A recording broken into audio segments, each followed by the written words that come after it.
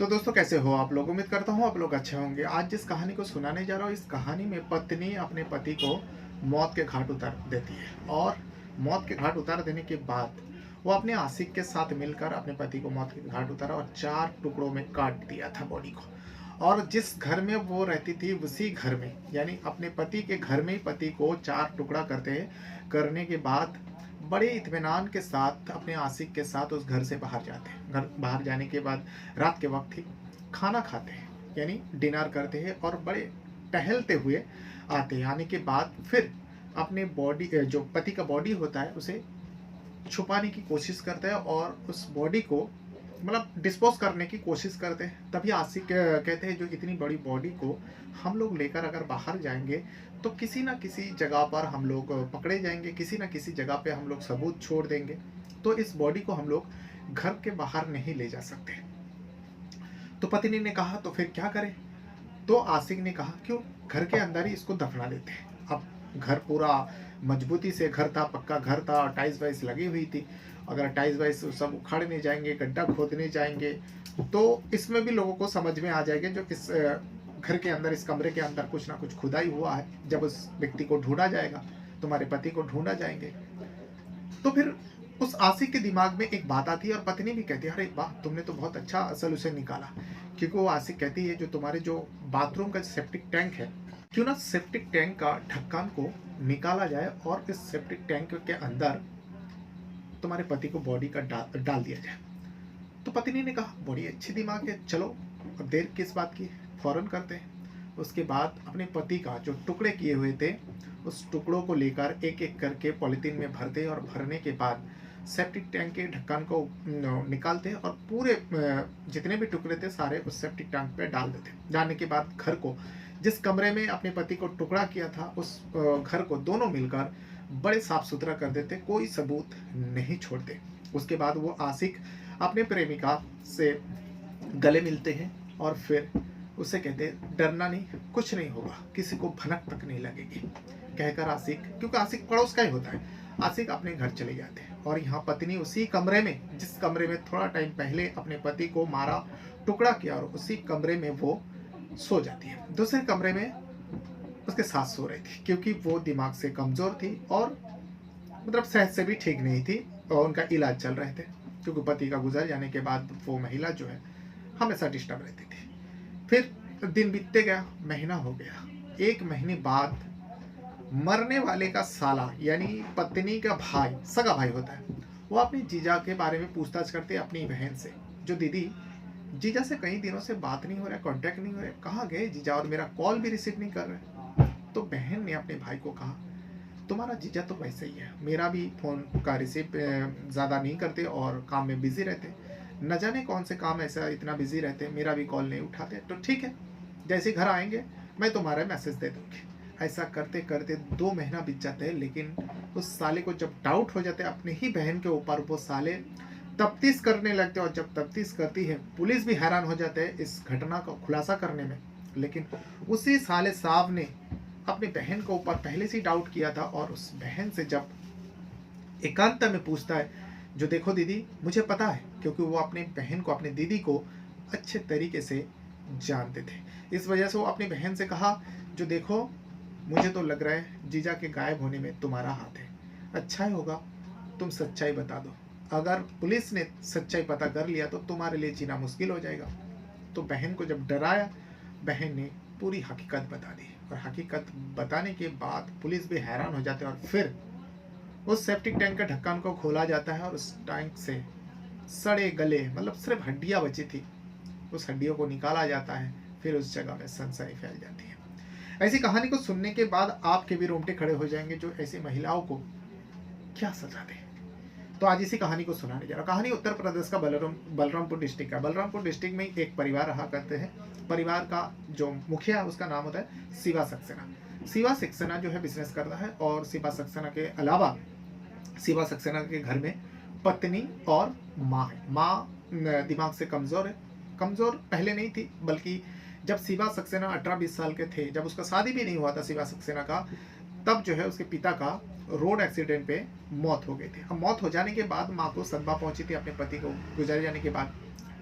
तो माँ उस के बाद ही जो है दिमाग से तो कमज़ोर हो ही गई थी और उसके बाद वो बीमार रहने लगी। तो शिवा सक्सेना घर का काम-काज सँभाल लेते और बाहर का भी काम-काज सँभाल लेते, जो मुझे ही अब सब कुछ करना है क्योंकि मेरे माँ का देखभाल करना है, घर को चलाना है, मेरी ज़िंदगी को सँवारना है। बस वो काम पे लग जाते हैं। लेकिन तभी जो रिश्तेदार होते, रिश्तेदारों ने कहा, देखो शिवा, तुम अच्छे काम करो, अपनी माँ का देखभाल कर रहे हो, तुम खुद काम करो, अच्छा मेहनत करो, सब बढ़िया है, लेकिन तुम जो बाहर चले जाते हो, तुम्हारी माँ अकेले घर पर रहती है, तो उसकी देखभाल के लिए एक बहू लेकर आ जाओ, तुम शादी कर लो।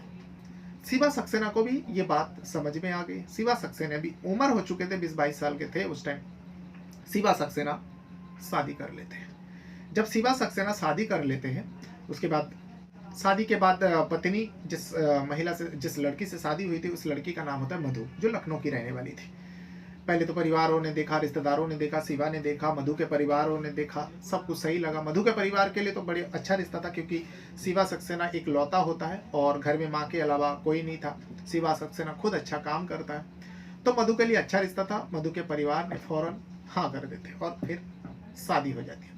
शादी के बाद सब कुछ ठीक ठाक चलने लगा और वही पति शिवा सक्सेना जो है जैसे बाहर का काम करते थे, उसका बिजनेस, शिवा सक्सेना का बिजनेस था, और यहाँ मधु जो है घर का देखभाल और घर के साथ साथ सासू माँ का देखभाल करते हैं। तो शिवा सक्सेना एकदम रिलैक्स हो गए थे, माँ के देखभाल के लिए मेरी पत्नी है, और पत्नी को भी वो टाइम देता। शुरू शुरू में बहुत ज़्यादा टाइम दिया, लेकिन फिर धीरे धीरे टाइम देना कम किया, वो अपने कामों में बिजी रहा। वही कामों की वजह से शिवा और मधु के बीच में थोड़ा बहुत नोकझोंक भी हो जाती थी। फिर शिवा जो है अपनी पत्नी मधु को समझाते और मधु भी समझ जाती, जो हाँ वाकई सही है, अब यही मेरी ज़िंदगी है, मुझे ऐसे ही कटना है। इसी बीच मधु गर्भवती होती है, यानी प्रेग्नेंट हो जाती है। जब प्रेग्नेंट होती है, जब उसके डिलीवरी के समय आता है, उसे कुछ ही महीना पहले जो है उसका बच्चा डिस्क्रस हो जाता है, यानी उसका बच्चा अंदर ही मर जाता है पेट के अंदर। बड़े दोनों को लिए तकलीफ थी और मधु को बड़े प्यार से समझाते हैं शिवा, जो देखो ऐसा होते रहते हैं, ये तो ऊपर वाले का देन है, ऊपर वाला जब चाहेंगे हम लोग को फिर से दोबारा औलाद से नवाज देंगे। 1 साल और बीता। 1 साल के बाद फिर से मधु प्रेग्नेंट हो जाती है। जब प्रेग्नेंट इस बार होती है, इस बार भी वही पहले जैसा हुआ। बच्चा डिलीवरी के समय बस कुछ ही दिन रह गया था, बच्चा फिर से मर जाते पेट में और मरा हुआ बच्चा पैदा होता है। इस बार मधु एकदम से टूट जाती है। मधु टूट जाती है, लेकिन मधु के रिश्तेदार, मधु के मायके वाले, मधु के जान पहचान वाले सारे लोग और शिवापति सारे लोग समझाते हैं, जो ऐसा होता है इतना भी निराश नहीं होते। तो समझा, फिर धीरे धीरे जिंदगी पटरी पे चलने लगे और शिवा जो है अब बहुत ज़्यादा काम में बिजी रहने लगे। कभी कभार वो काम के लिए बलरामपुर छोड़ के अलग अलग शहर में जाना पड़ता। 2 दिन 1 दिन लग जाता था, कभी 3 दिन भी लग जाता, कभी 4 दिन भी लग जाता। ये सब चलते रहता था। मधु अपने पति से अलग रहने की वजह से वो अकेला महसूस करती थी। लेकिन इसी बीच मधु की ज़िंदगी में एक लड़का का एंट्री होता है। वो लड़का कोई पराया नहीं था, बल्कि शिवा सक्सेना का मौसी है, उसी का गोद लिया हुआ बेटा होता है। क्योंकि शिवा सक्सेना का मौसी उसी बलरामपुर और शिवा सक्सेना के घर से थोड़ी ही दूर में मौसी का घर था। मौसी का कोई औलाद नहीं हुई थी, यानी कोई बच्चा नहीं हुए थे, जिसके चलते मौसी ने जिस लड़का को गोद लिया था उस लड़के का नाम रखा था नीरज। नीरज को गोद लेकर पढ़ाया लिखाया, और पढ़ाई के दौरान ही जो है नीरज बाहर रहते थे, जिसके चलते मधु से ज़्यादा उतना जान पहचान नहीं थी। जब नीरज पढ़ाई ख़त्म करके अपने घर आते और पड़ोसी होने के नाते मौसी के घर आना जाना, यानी शिवा के घर आना जाना करने लगे, और फिर मधु से पहचान हुई, मधु से बातचीत हुई, मधु उस नीरज के भाभी लगे। तो देवर भाभी का रिश्ता ऐसे हंसी मजाक चलते थे, और नीरज भी जवान था। और यहाँ पर मधु और शिवा, मधु और जो नीरज होता है, इन दोनों के दोस्ती अब गहरी होने लगे। देवर भाभी के साथ साथ इन दोनों के बीच में दोस्ती हो जाती है। वही जो मधु के अकेलापन है, वो कहीं ना कहीं नीरज अब दूर करने लगे। कभी कभार नीरज जो है अपने भाभी को लेकर बाहर टहलने के लिए चला जाता, पार्क में घूमने चला जाता, किसी जगह पे डिनर करने चला जाता, यानी लंच वगैरह डिनर करने के लिए, या किसी जगह में कॉफ़ी पीने चला जाता। ये सब सिलसिला चलता रहता। किसी को कोई आपत्ति नहीं थी, क्योंकि देवर भाभी का रिश्ता है। वैसे ही जो पति है बाहर काम पर रहता है, 2 दिन 3 दिन में घर आते। और जो माँ थी, माँ को तो दुनियादारी से कोई मतलब ही नहीं, उनके दिमाग के संतुलन ठीक नहीं थी और कमज़ोर रहती थी, वो घर पर ही रहती थी, एक बीमार थी। तो इसी सब सिलसिले में नीरज और जो शिवा के पत्नी मधु होते हैं, उन दोनों के बहुत ज़्यादा करीबी आ जाते हैं, और इतना ज़्यादा करीबी आ जाते हैं कि इन दोनों को सारी मर्यादा को तोड़ते हुए इन दोनों के बीच में नाजायज संबंध कायम होने लगते हैं। जब नाजायज संबंध बन जाता है दोनों के बीच में, पहली बार दोनों बहुत खुश होते हैं। मधु भी जो है अपने पति से अलग रहने की वजह से, जो पति से प्यार उसे मिलना था वो नहीं मिल पाते थे, जब एक नौजवान नीरज देवर जो है उसे वो प्यार दिया, तो मधु भी आप नीरज का दीवानी हो जाती। दोनों का हाल वही थे। नीरज भी अब टूट कर मधु को चाहने लगे, और वही मधु का भी हाल थे। दोनों इस रिश्ते को बड़े मजे से आगे चला रहे थे, और यहाँ शिवा के पीठ पीछे सब कुछ हो रहे थे। आए दिन नीरज शिवा के घर आते, किसी को कोई फर्क नहीं पड़ता, कोई बोलने वाला भी नहीं था, मौसी का घर था, आना जाना लगा रहा। लेकिन फिर आ जाते हैं तारीख 16 अक्टूबर। 16 अक्टूबर को मधु और नीरज, मधु के बेडरूम में नीरज हमेशा आते थे। 16 अक्टूबर को भी नीरज जो है मधु के साथ संबंध बनाने के लिए बस दोनों के बीच में बातचीत हो रहे थे। दोनों एकदम करीबी थे, और जैसे पति पत्नी होते बेडरूम के अंदर। तभी जो है अचानक से शिवा सक्सेना अपने घर आ जाते। शिवा सक्सेना आकर देखता है कि माँ के कमरे में, माँ एक अलग कमरे में रहती थी, तो अपने सीधा बेडरूम में गए। तो बेडरूम में देखा कि अंदर से दरवाजा बंद है, लेकिन दरवाजा में कड़ी नहीं लगा हुआ, बस टेका लगा हुआ है। तो शिवा सक्सेना को लगा जो कमरे के अंदर आवाज किसकी आ रही है, एक मर्द है और एक औरत है। औरत तो मेरी पत्नी होगी, मेरे बेडरूम में, तो मेरी पत्नी बेडरूम के अंदर किसी मर्द के साथ दरवाजा बंद कर कर ऐसे किसके साथ बात कर रही है। तो उसे शक हो गया। शक होने के चलते वो धीरे से दरवाजे के करीब जाते और गौर से सुनने लगते। जब गौर से सुनने लगते, उनसे रहा, मतलब शिवा सक्सेना से रहा नहीं गया। वो दरवाजा ऐसे टेका लगा हुआ था, दरवाजा फट से खोल देते। जब जैसे ही फट से खोलता है, शिवा सक्सेना के सामने जो मंजर थे, इसे देखने के बाद कोई भी पति हो, उस पति का खून खौलना लाजमी है। वही शिवा सक्सेना का भी हाल था, क्योंकि सामने में उसका पत्नी, शिवा सक्सेना का पत्नी मधु, एक पराया मर्द के साथ ऐसी हालत में, जो पति पत्नी जिस हालत में होती है, उस हालत में दोनों मतलब लगे हुए थे। और उसके बाद शिवा सक्सेना देखते ही जो है आग बबूला हो उठते हैं। अपनी पत्नी को मारने जाता है, लेकिन दोनों अलग हो जाते हैं। नीरज और मधु अलग हो जाते हैं।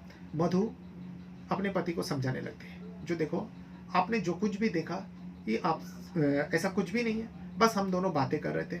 देवर जी आए हुए थे, हम दोनों बातें कर रहे थे। लेकिन शिवा सक्सेना जो है अपने आंखों से सब कुछ देख लिए थे, और अधनंगी हालत में दोनों थे, नीरज भी और मधु भी। तो कोई समझाने की जरूरत ही नहीं थी कि कोई शिवा सक्सेना जो है अपने आंखों से देख लिया था।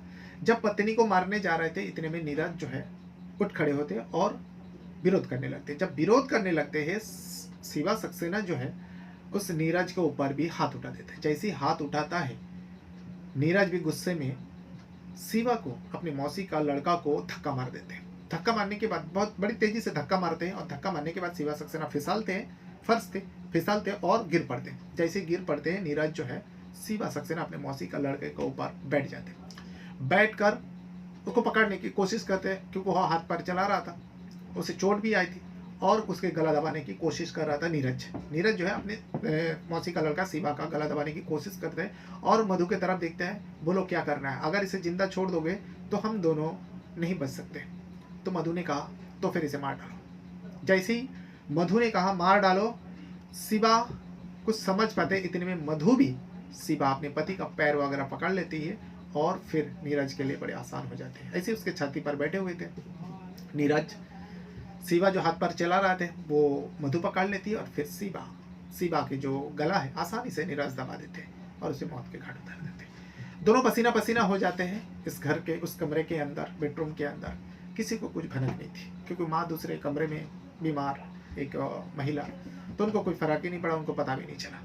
यहाँ पर मारने के बाद दोनों पसीना पसीना हो जाते हैं। उसके बाद दोनों थोड़ा आराम करते, आराम करने के बाद सोचने लगते हैं, लेकिन उन दोनों को कुछ समझ में नहीं आ रहे थे। तभी नीरज ने कहा, देखो दरवाजा बंद करो और चलो हम लोग बाहर टहल के आते हैं, फिर बाद में देखते हैं इस बॉडी का क्या करना है। मधु भी तैयार हो जाती है। तैयार होने के बाद अपने देवर, अपने आशिक नीरज के साथ बाहर जाते, घर से बाहर जाते, और सीधा इन दोनों, क्योंकि शाम के वक्त हुई थी सब कुछ, और देखते ही देखते अब रात होने लगे। दोनों बाहर जाते, डिनर करते हैं, रेस्टोरेंट में जाके डिनर करते हैं, और फिर डिनर करने के बाद वो लोग बड़े टहलते हुए आते हैं और शिवा सक्सेना के बारे में सोचते हुए, डिस्कस करते हुए आ रहे थे, जो अब उस बॉडी का क्या करें।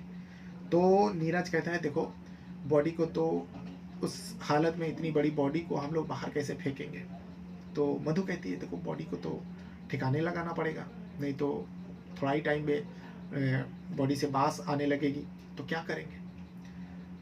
तो नीरज कहता है एक काम करते हैं, जाते समय जो है, क्योंकि बाहर लोग डिस्कस कर रहे थे खाना खाने के टाइम टहलते हुए, जाते टाइम एक हंसिया खरीद लेते हैं और फिर सोचते हैं क्या करेंगे। वहाँ से वो लोग घर लौट के आते हैं, उसी बेडरूम में आते हैं जिस बेडरूम में शिवा सक्सेना का बॉडी अभी भी पड़ी हुई थी। दोनों कमरे के अंदर बैठते हैं, दरवाजा बंद करते हैं और शिवा को देखने के बाद ये लोग सोचता है इतनी बड़ी बॉडी को कैसे बाहर फेंके। तो हंसिया जो लाया था वो काटने के इरादे से लाया था, 2-3 टुकड़ा कर देंगे, फिर उसका बॉडी को डिस्पोज करेंगे, लेकिन करेंगे तो कहाँ करेंगे। यहाँ नीरज को कुछ समझ में नहीं आया और मधु को भी समझ में नहीं आया। थोड़ा टाइम और इंतजार किया और इंतजार करने के बाद दोनों दिमाग चलाने लगे। मधु कहने लगे देखो देर रात हो गई, अब इस बॉडी को लेकर हम लोग बाहर चलते हैं। लेकिन नीरज कहते हैं नहीं, अगर इतनी बड़ी बॉडी को हम लोग लेकर जाएंगे ना तो किसी ना किसी के नज़र में आएंगे, और टुकड़ा करके भी लेकर जाएंगे तो भी किसी ना किसी के नज़र में हम आ जाएंगे, फिर हम दोनों बचना मुश्किल हो जाएगा हम दोनों के लिए। तो क्या करें।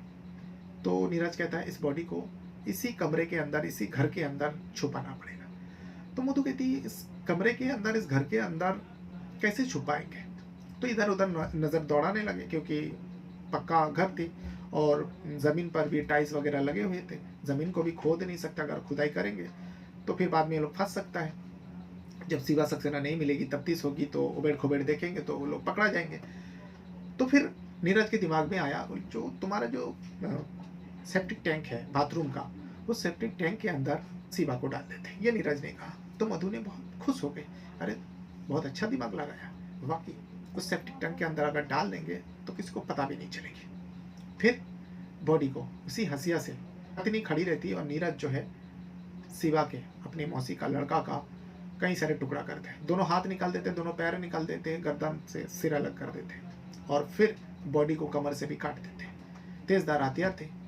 अलग अलग टुकड़ा करते हैं, पन्नी में पैक करते हैं, प्लास्टिक पन्नी में पैक करते हैं और पैक करने के बाद एक एक करके सारे पार्ट्स को सेप्टिक टैंक के अंदर डाल देते हैं। डालने के बाद अब उस घर में जो खून बिखरे हुए थे, उस खून को दोनों मिलकर साफ करते हैं। साफ करने के बाद फिर आराम करते थोड़ा टाइम।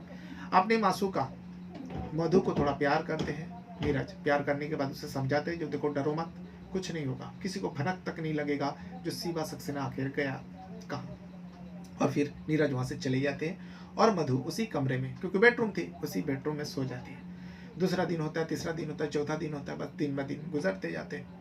मधु यहाँ बड़े आराम से रह रहे थे कमरे में और नीरज आना जाना लगा रहा। दोनों के बीच में पति पत्नी के जैसा संबंध बन चुके थे। तो लेकिन कई दिन हो जाता है, जो मधु का एक भाई है जिसका नाम होता है मोहित। मोहित लखनऊ से, क्योंकि मधु लखनऊ की थी, मधु लखनऊ से अब मधु के भाई मोहित लखनऊ से अपने जीजा को कई मरतबा फ़ोन ट्राई किया लेकिन फ़ोन नहीं लगा। तभी जो है मोहित अपने बहन को फ़ोन किया, मधु को, जो जीजा जी कहाँ है आजकल, उनका फ़ोन नहीं लग रहा और कई दिनों से ट्राई कर रहा हूँ, फ़ोन घंटी तो जा रहे लेकिन ना तो रिसीव कर रहे और ना ही कॉल बैक कर रहे। तो मधु ने कहा किसी काम के सिलसिले में बाहर गए हुए, तुमको तो पता ही है, कभी 2 दिन लग जाता है, कभी 4 दिन लग जाते हैं, इस बार तो ज़्यादा ही दिन लग गया, मेरा भी फ़ोन रिसीव नहीं कर रहे। ये बात सुना देता है। ऐसे करते करते पूरा महीना बीत जाता है। 1 महीना जब हो जाता है तब जो है मोहित को अपने ही बहन मधु के ऊपर थोड़ा बहुत शक होने लगा, जो ऐसा तो नहीं मधु झूठ बोल रही और जीजा जी के साथ कुछ हो गया हो। मोहित इस बात को, जो शिवा सक्सेना है उसका एक फूफा है जो राजस्थान में बिजनेस के सिलसिले में रह रहे थे, उनको फ़ोन किया मोहित ने, जो देखिए ऐसी ऐसी बात है, जीजा जी से बात नहीं हो रहा है, यानी शिवा से बात नहीं हो रहा है, मैंने अपने बहन को फ़ोन किया, बहन ने 1 महीने से मुझे टल मटोल रहा है और मुझे तो शक मेरी बहन के ऊपर ही हो रहा है, ऐसा तो नहीं जीजा जी के साथ मधु ने कुछ कर दिया। तो जो फूफा होता है, फूफा ने कहा देखो ऐसे अंदाजा में गोली मत मारो, और तुम्हारी बहन है वो उसके पति है तो तुमसे ज़्यादा उनको फिक्र होगा। एक काम करो, तुम अपनी बहन के घर जाओ और वहाँ से जाकर जो है पुलिस स्टेशन में गुमशुदगी यानी मिसिंग कंप्लेंट दर्ज कराओ, अगर ऐसी बात है तो मैं थोड़ी दिनों में मैं आ जाता हूँ, फूफा ने कहा राजस्थान से। तो मोहित ने इस बात को अपने बहन को फ़ोन करके बताया, जो देखो मैं आ रहा हूँ, दोनों मिलकर जीजा जी का मिसिंग कंप्लेंट दर्ज कराते हैं। तो इतने में मधु कहती है तुमको आने की ज़रूरत नहीं है, मैं खुद ही चला जाती हूँ पुलिस स्टेशन और मिसिंग कंप्लेंट दर्ज करा देती हूँ। वाकई जो मधु होती है नज़दीकी पुलिस स्टेशन जाती है और जाने के बाद अपने पति के बारे में सब कुछ बताती है और एक मिसिंग कंप्लेंट दर्ज करने के लिए कहते हैं। पुलिस कहते हैं जो लिखित में अगर लिखाना है तो आप बताइए, लिखित में मामला दर्ज करते हैं। तो इसमें मधु आनाकानी करते हैं, जो नहीं, आप सिर्फ पता कीजिए और लिखित में कोई शिकायत मैं नहीं दे सकती अभी फिलहाल। पुलिस वाले ज़्यादा सीरियस नहीं होते, तो पुलिस वाले इसे सुन लेते, कोई छानबीन नहीं, कोई कुछ नहीं, मधु भी वापस आ जाती है। लेकिन कुछ ही दिनों में वो फूफा राजस्थान से वही बलरामपुर आ जाते और यहाँ शिवा सक्सेना को सब लोग ढूंढ रहे थे। घर में बैठ के सब डिस्कस हुआ। डिस्कस होने के बाद अब रिश्तेदारों में पता चल गया, पड़ोसी को पता चल गया, जो शिवा सक्सेना कई दिनों से लापता है, उसका कोई पता नहीं चल रहा है। और यहाँ जब मधु से बार बार पूछा जा रहा था, भाई दरा, रिश्तेदारों दरा, तो मधु ने कहा, हाँ बार बार मैं पुलिस स्टेशन में जा रही हूँ, चक्कर काट रही हूँ, पुलिस वाले का भी हाथ में कोई सबूत नहीं लग रहा है, मैं तो मिसिंग कंप्लेंट दर्ज करा दिया। जब फूफा आते वहां से राजस्थान से आने के बाद उसी घर में बैठकर, मधु के घर में यानी शिवा सक्सेना के घर में बैठकर शिवा के लिए ही डिस्कस हो रहे थे, और भी रिश्तेदार थे, मोहित भी था। तो फूफा ने कहा, मधु तुमने जो पुलिस में शिकायत दर्ज कराया था, वो जो कॉपी दिया है ना, उस कॉपी को दो, हम लोग जाकर पुलिस स्टेशन में फिर से एक बार पता लगवाते और थोड़ा डांट फटकर लगाते, जो एक व्यक्ति इतना दिनों से गायब है, मिसिंग कंप्लेंट दर्ज है, आप लोग ठीक से काम नहीं कर रहे। जब ये सारी बात मधु से फूफा ने कहा तो मधु उस वक्त फांसते हुए नजर आ रहे हैं और मधु का पसीना छूट जाता है। मधु कहती है, हाँ कोई कॉपी वगैरह नहीं दिया, बस मैं तो ऐसे खाली मिसिंग कंप्लेंट दर्ज करने के लिए कहा था और ढूंढने के लिए कहा था। यहाँ पर मोहित को और ज्यादा बहन के ऊपर जो शक थी अब यकीन होने लगा।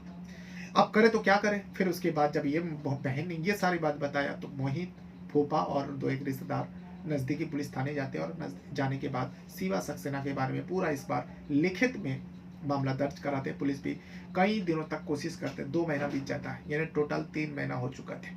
3 महीने में भी शिवा सक्सेना का पुलिस ने भी पता नहीं कर पाया और लोगों ने भी उस शिवा सक्सेना के बारे में पता नहीं कर पाया।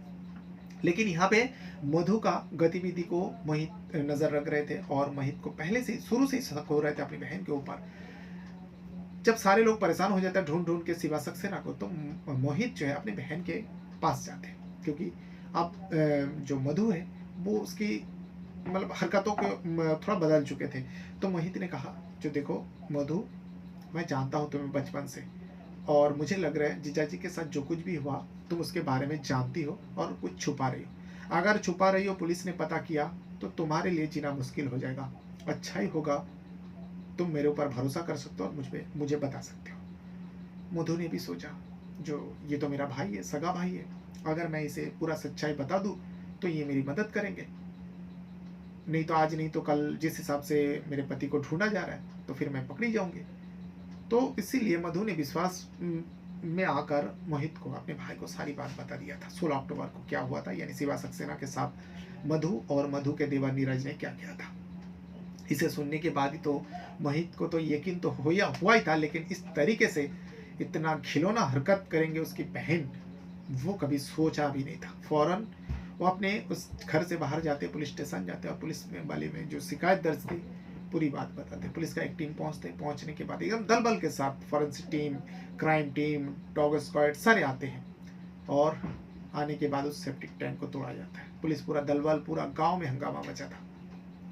वहां पे सेप्टिक टैंक को तोड़ा जाता है। सेप्टिक टैंक के अंदर से जब सारे चीज़ें निकाला जाता है, क्योंकि वो बाथरूम का सेप्टिक टैंक है तो बहुत गंदगी थी और उसमें कोई भी इंसान हो, जानवर हो, आसानी से सड़ सकते थे और यहाँ 3 महीना हो चुके थे। जब उस सेप्टिक टैंक से निकाला गया तो सिर्फ कुछ हड्डियाँ ही थी शिवा सक्सेना का, वो हड्डियाँ मिलती है। और पूरी बात मोहित ने पुलिस को बताए थे। इसी वजह से पुलिस जो है मधु को हिरासत में लेकर पुलिस थाने में पहुंचते और कुछ ही दिनों में उन लोगों के ऊपर चार्जशीट दाखिल कर मतलब जब ये सेप्टिक टैंक तोड़ने के लिए आया था उस वक्त जो है नीरज को जैसे ही पता चला था, नीरज फरार हो चुके थे। लेकिन मधु पुलिस के हत्थे चढ़ गई थी उसी घर पे और मधु को लेकर पुलिस थाने जाते हैं। मधु पूरा सच्चाई बयान करता है, चार्जशीट में दाखिल होती है और फिर कोर्ट पेश करने के बाद मधु को जेल हो जाता है। लेकिन सोचिए, वो नीरज जो मौसी का लड़का होता है, वही नीरज जो है अब तक पुलिस के हाथ नहीं लगा। और ये घटना को कई साल बीत जाते हैं, क्योंकि ये घटना जो है मैं 16 अक्टूबर को बताया, आप लोगों को साल नहीं बताया, 2016 की घटना थी। इस घटना के बारे में अगर आपको कुछ कहना रहेगा तो कमेंट बॉक्स में अपना राय ज़रूर दीजिएगा। बहुत बहुत धन्यवाद करता हूँ। Thank you very much.